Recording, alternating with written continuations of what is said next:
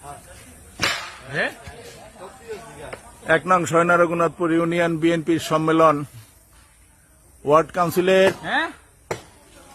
21 তারিখে 1 নং সয়না রঘুনাথপুর ইউনিয়ন বিএনপির ওয়ার্ড কাউন্সিল হবে এবং সেই ওয়ার্ড কাউন্সিলের যে প্যান্ডেল হবে যেখানে শীর্ষে আসিয়া খাতুন নিম্ন মাধ্যমিক বিদ্যালয়ের মাঠে এই যে আমাদের প্যান্ডেলের কাজ আজকে শুরু হয়েছে।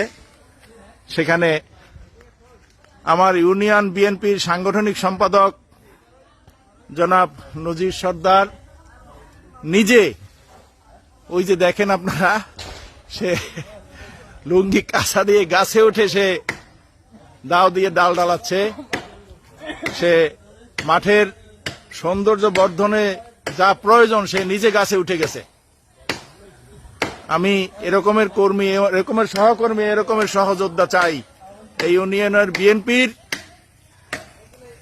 অগ্রযাত্রায় এবং বিএনপিতে।